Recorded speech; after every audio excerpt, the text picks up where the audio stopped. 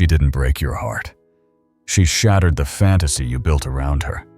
That's the wound that bleeds every night when you can't stop scrolling through her photos, hoping to find proof she still thinks of you, and fearing you'll discover she never did.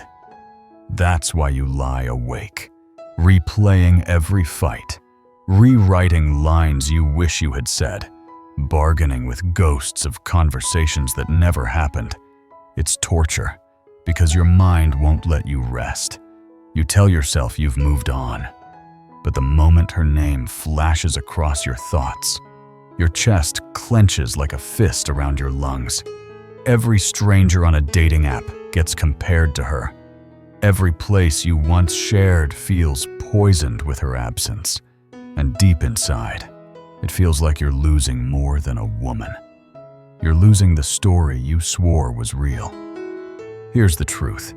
No one tells you you don't miss her. You miss the version of her that never existed. You're not grieving the person, you're grieving the dream. And that's why letting go feels like tearing off your own skin. But this pain is not random. It has a design. In this video, we'll break apart the illusion piece by piece. I'll show you the psychology that chains you to someone who hurt you and how to finally cut the cord. Stay with me, because once you see the truth, you'll never look at her or yourself the same way again. You didn't fall in love with her. You fell in love with the movie playing in your head. That's the cruelest trick of the human mind. It convinces you the person in front of you is the character you've written in your imagination. You weren't drawn only to who she was. You were drawn to who you need. Think about it. You saw her potential and mistook it for reality. You clung to rare flashes of kindness and told yourself, that's the real her, while ignoring the consistent patterns that showed otherwise. You wrote a love story in your head, filling the gaps with hope, with projection, with desperate belief. And when she walked away, you didn't just lose her. You lost the future you thought you had. You lost the life you were secretly writing for both of you, while she was living a completely different script. That's why the grief feels unbearable. You're not mourning a woman, you're mourning a dream, and dreams don't die quietly. They linger, echoing in the corners of your memory, tricking you into thinking she was once everything you needed. But the truth is harsher. The woman who hurt you was real. The woman you can't stop thinking about, the one who feels unforgettable, was a creation of your unmet needs, your loneliness, your longing for something bigger than the life you were living. She became the canvas where you painted the qualities you were starving for. If she was wild and unpredictable, it was because you secretly craved freedom from the suffocating control of your own life. If she was bold and demanding, it was because you longed to stop being the yes man, always agreeable, always shrinking to keep the peace. But here's the twist. You didn't actually fall for her wildness or her confidence. You fell for the fantasy that being with her would finally give you permission to unlock those parts of yourself. She wasn't just a woman. She was your permission slip to a self you were too afraid to claim. This is why she feels impossible to release. Letting her go isn't just letting go of a person. It feels like letting go of the missing half of you. You weren't chasing her. You were chasing wholeness. You believed she could complete the puzzle you've been too scared to finish on your own. And that illusion is powerful, because what you thought you lost wasn't just love. It was identity. It was hope. But here's the painful irony.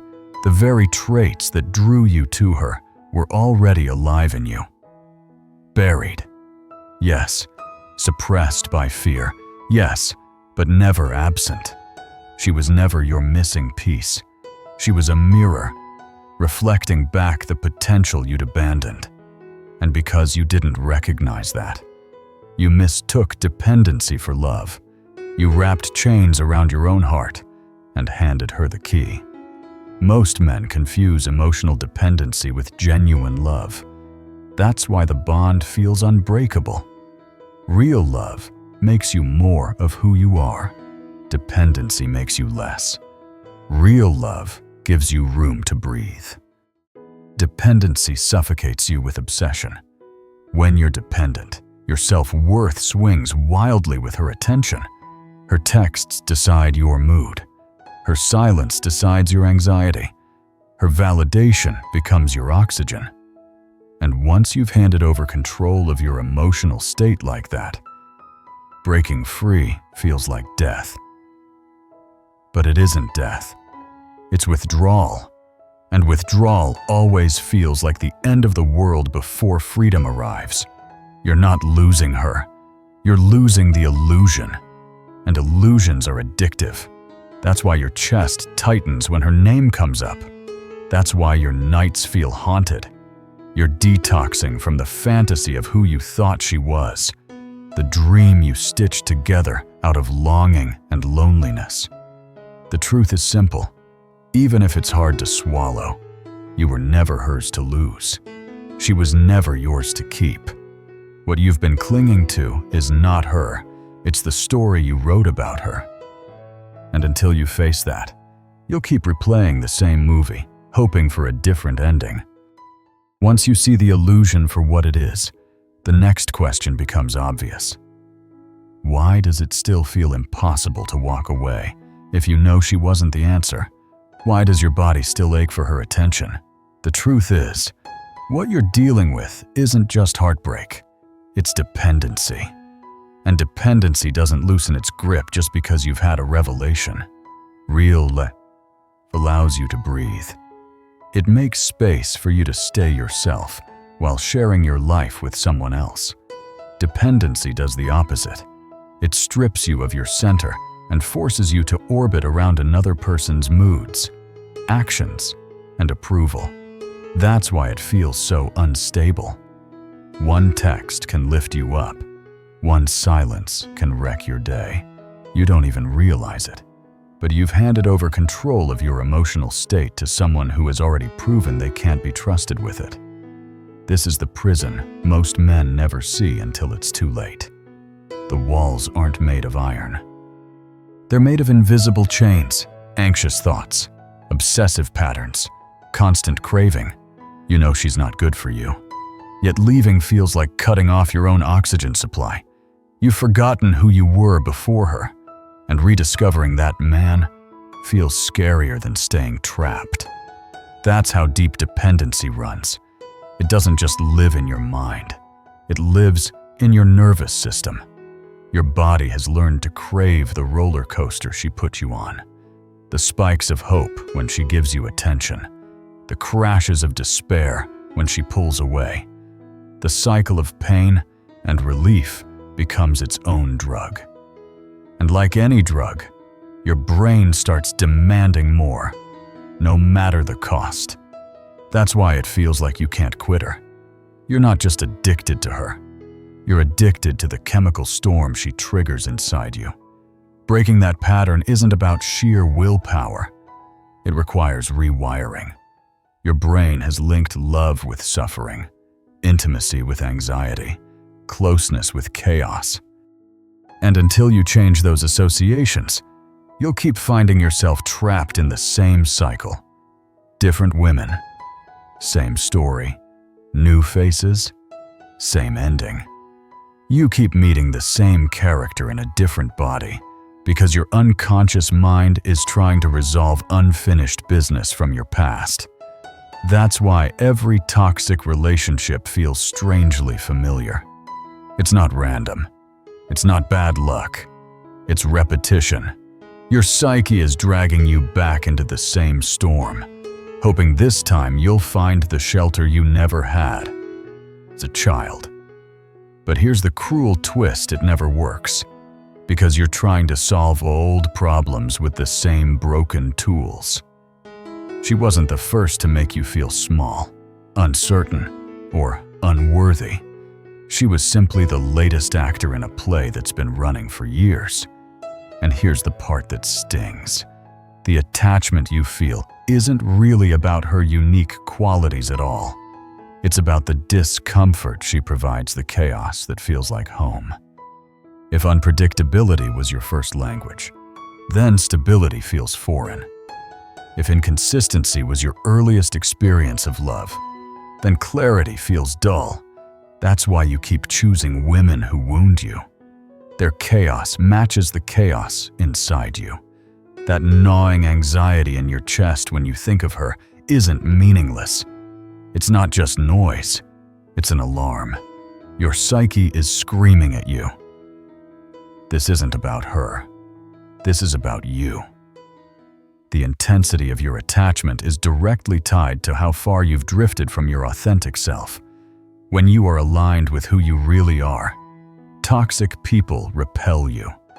Their energy feels off, out of place. But when you're cut off from yourself, desperately trying to be the man others expect you to be, toxic people feel like home.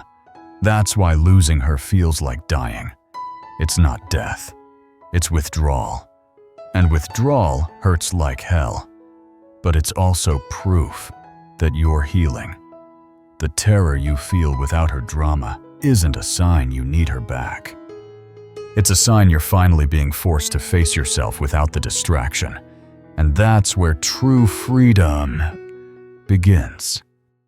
Your attachment to her isn't just about desire. It's not even just about fear of being alone. It's the symptom of something much deeper, a spiritual crisis. Somewhere along the way, you lost connection with who you truly are. You buried your real self under roles, masks, and performances. You became the man who bends, adapts, and pleases, instead of the man who stands firm in his own truth. And when she came into your life, she became the perfect distraction from that emptiness. She wasn't just a woman to you, she was your drug. She gave you highs that masked the withdrawal symptoms of being disconnected from yourself. That's why the thought of losing her feels unbearable. Without her chaos, without her attention, you'd have no choice but to confront the hollow space you've been avoiding. And that's the real battle. Here's the paradox. The path forward isn't about forgetting her. It's about remembering yourself, not the version of you she wanted. Not the image you built to earn her approval, but the man you were before you learned to trade authenticity for affection. Every person who wounds us becomes an archaeologist of sorts. They dig into the layers we've tried to bury. They expose the fragile foundations we've built our identity on. And that's what she did. She didn't just reveal her character. She revealed yours. Her betrayal showed you where your boundaries were weak. Her silence showed you how much you depended on validation. Her broken promises showed you how easily you break your own. Every moment she made you feel small was also a mirror of how often you've been shrinking yourself just to be loved. Pain isn't just pain, it's data. It carries information about who you are, where you've abandoned yourself, and what needs to change. It's tempting to run from that pain, to numb it, deny it, or bury it under distractions. But if you're willing to face it, pain becomes your compass. Every trigger points to a wound. Every wound points to the work you need to do. Each night you miss her is also a night where you can choose to miss yourself a little less. Healing doesn't mean suppressing the feelings. It means integrating the parts of yourself you projected onto her and welcoming them back home. The freedom you thought she embodied was already within you, waiting to be claimed. The confidence you admired in her was a reflection of the confidence you've been hiding under years of people-pleasing. The passion that drew you closer wasn't hers alone. It was the passion you've been denying yourself. What you loved most in her was really what you've been starving to express in you. This is why the work ahead isn't about becoming like her. It's about becoming fully yourself again. The version of you who once had clear opinions, boundaries, and desires. The version of you who didn't bend just to be accepted. That return to authenticity feels terrifying because it threatens relationships that were built on your false self. Some people won't recognize the real you. Some won't like him. And that's okay, because the connections that fall away will be replaced by something stronger. Bonds grounded in truth, not performance. Love that doesn't demand you abandon yourself. Relationships that enrich you instead of draining you. When you stop playing the part others expect, you finally create the space to live as the man you were always meant to be. Insight alone won't set you free. You can analyze the patterns, decode the psychology, even understand the spiritual roots of your attachment. But none of it matters unless you act. Freedom demands movement, and that movement begins with boundaries. Boundaries are not about punishment. They're about survival. Delete her number. Unfollow her online. Stop haunting the places you know she visits. This isn't running away. It's removing the fuel that keeps the fire burning. Your nervous system is addicted to her chaos. And just like any addiction, detox requires cutting off the supply. Without that space, you'll keep relapsing into obsession. But cutting her off is only step one. You also need to rebuild yourself, piece by piece. Replace the hours you spent thinking about her with practices that reconnect you to your own center. Write your thoughts on paper so you can finally hear your own voice instead of hers echoing in your mind. Move your body, not to distract yourself, but to remember what strength feels like when it isn't carrying the weight of her silence. Sit with your emotions. Let anger rise without needing her to witness it. Let sadness flow without hoping she'll care. Practice joy that doesn't depend on her presence.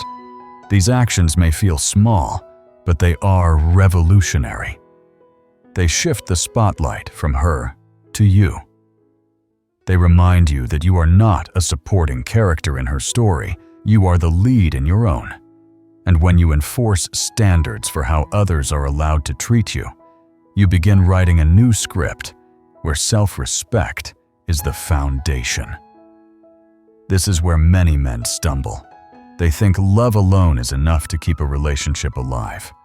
But love without respect, consistency, kindness, and reciprocity is a slow form of self-destruction. Love is not the bare minimum. It is only one piece.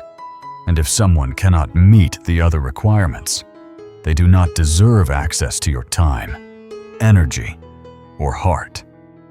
The next step is understanding the difference between love and attachment. Real love doesn't demand ownership. It doesn't cling to fantasy. It doesn't beg reality to be different. Real love accepts what is, even when it hurts. Real love makes you stronger, not smaller. Attachment, on the other hand, resists reality. It insists that people become who you need them to be, instead of who they actually are. Attachment thrives on denial, and denial is what keeps you stuck in pain. So when you cry over her absence, don't call it weakness, call it evidence. Evidence that you are capable of deep feeling. Evidence that your heart is alive. Evidence that you have the capacity to love with intensity. The problem was never your ability to feel, it was where you placed those feelings. You gave your depth to someone who couldn't hold it. The solution isn't to dull your emotions or love less fiercely. The solution is to redirect that energy. Stop pouring it into the black hole of indifference. Redirect it into building a life that reflects your true values, your real passions, your authentic self. Instead of striving to earn her fleeting attention, become a man who is worthy of his own respect. Instead of begging for scraps of affection, Learn to give yourself the love you've been so desperate to outsource. She did you an unintentional favor. She showed you that you can love deeply. Now it's time to love wisely. Choose people who can handle your heart with care. Build connections that nourish instead of drain. Create relationships where your love is celebrated, not merely tolerated. Once you begin to break the cycle, the next challenge is building a new blueprint. Because if you don't replace the old script, you'll fall right back into the same patterns. You cannot heal with the same definition of love that broke you. You need a new model one that doesn't confuse chaos with passion or disrespect with intimacy. First, stop carrying the entire weight of connection. A relationship where you're the one doing all the reaching out, all the initiating, all the emotional labor, is not love, it's servitude. Stop excusing her inconsistency. Stop rewriting the story so her neglect looks like mystery. Stop convincing yourself that suffering is proof of devotion. It isn't. It's proof of imbalance. Healthy love feels different. It's steady. It's mutual. It's transparent. You don't spend nights overanalyzing silence because healthy people don't leave you guessing. They communicate. They tell you where you stand. They match your energy instead of draining it. And when you look at yourself in that kind of relationship, you don't see a smaller version of you, you see a fuller one. In real love, you expand. You breathe easier. You stop walking on eggshells. You walk with confidence, knowing honesty won't break the bond. The right person doesn't demand perfection. They don't punish you for being human. They don't make you feel like you're too much or never enough. They stand beside you with equal strength. They bring clarity instead of confusion.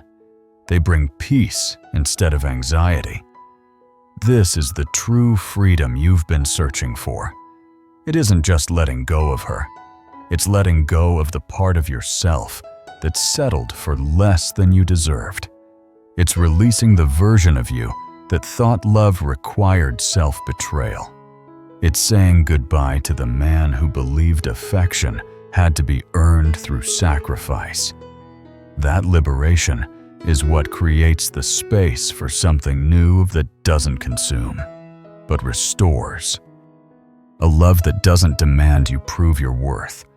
A love that doesn't strip away your authenticity. A love that feels like home, not a battlefield. The woman who hurt you was the teacher who revealed what you do not want. And that lesson is priceless, because once you know what you won't tolerate, you can finally build toward what you truly desire. Now you get to choose. You get to set standards that protect your peace. You get to select relationships that nurture instead of drain. You get to design a life so aligned with who you are that toxic people can't survive in your presence.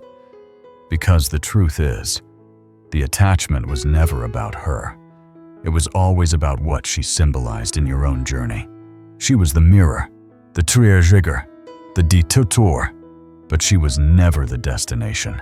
Every time you resist the urge to reach out, you reclaim a piece of yourself. Every time you stop checking her updates, you return your energy to your own life. Every time you let the fantasy dissolve and anchor yourself in reality, you strengthen the muscle of self-respect. This isn't about silencing your heart. It's about retraining it.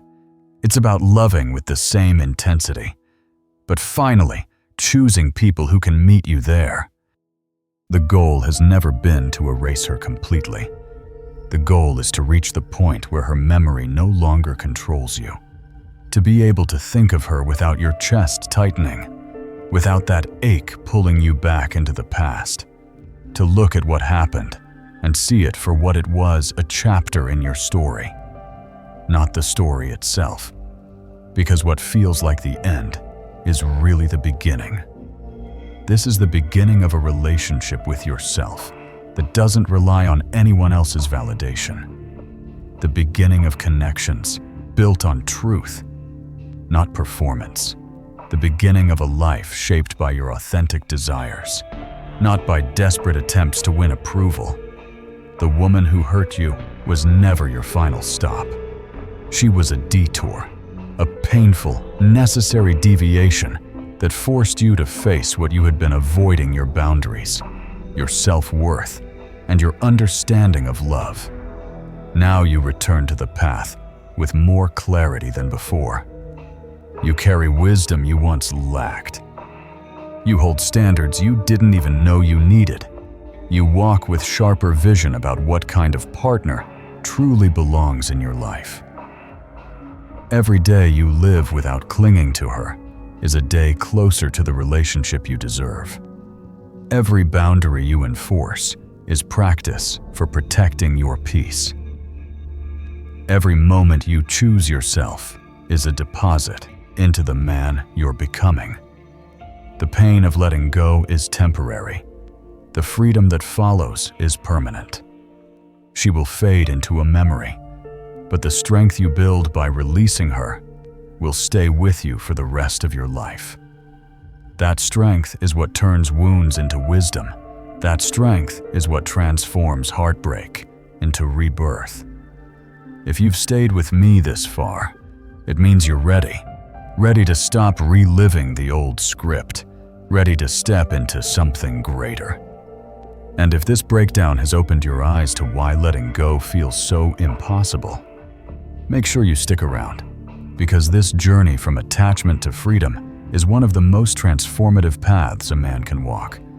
I'll be here to guide you through every step. But before you move on, take one action. Name one truth this brought up for you. Speak it. Write it. Share it. Sometimes putting the realization into words is the first step toward integration. And if you're ready to go even deeper, explore the tools and resources I've linked below, because healing doesn't happen by accident. It happens when you choose it. Remember this: you are not healing to get her back. You are healing to get yourself back. The authentic, integrated, self-respecting man inside you has been waiting for you to return, and he is worth every second of pain it takes to find him again. She was never your missing piece. She was the mirror that showed you which pieces you had given away. Now the work is simple. Even if it isn't easy, reclaim them all.